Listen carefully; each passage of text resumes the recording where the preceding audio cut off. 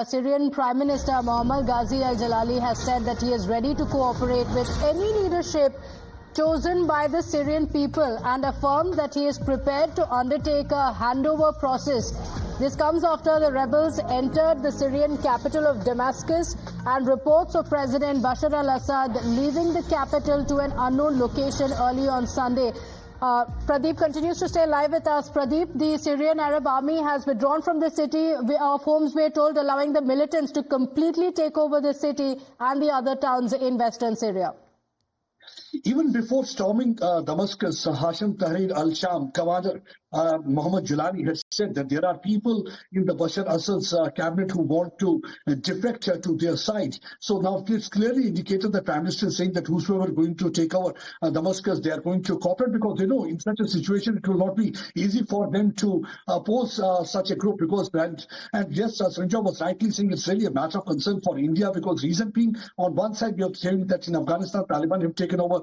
On the Lebanon side, we are seeing that Hezbollah fighting with despite ceasefire, the fighting with the Israeli troops is continuing. Then we have Hamas, and now this Hashim Tahrir al-Sham group. This is an affiliate of Al-Qaeda, this is a terror regime, and this radical Islamist group taking over Damascus, and the things are really going to be difficult in coming days. It's not really going to be that easy. That's one of the reasons that we have seen that people are expressing concern, and as Jai Shankar has asked Indians to leave this region, because it's not going to be that easy for them. Though right now they are saying that we are going to provide security in this region, but we are seeing that every time whenever these Islamist radical groups they take over any country or any region, they promise lot many things, that they are totally a change lot, they are going to have the diluted form of Islam. But later on, it has always been seen it's not a problem for the other people also, but it's a problem for that people putting up in that area. So it's not going to be very easy for Damascus, because it's going to be hardline Islam that will be imposed for the people of Damascus and Syria. And we have seen that how Damascus and Syria was totally different 50 years back, when there used to be Assad regime. And for 50 years, there was a lot of anger against Assad,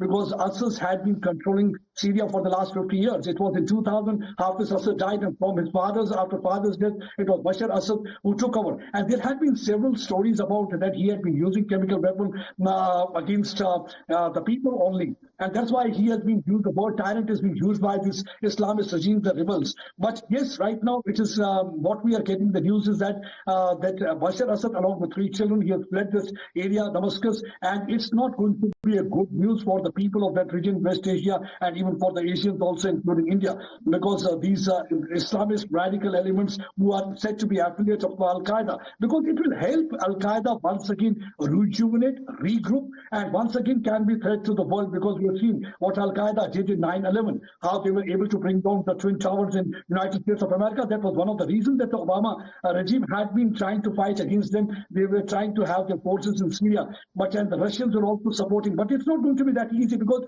now it's going to be, every country will be seen taking position, because we have seen already Russians and Iranians, they have been supporting Bashar Assad.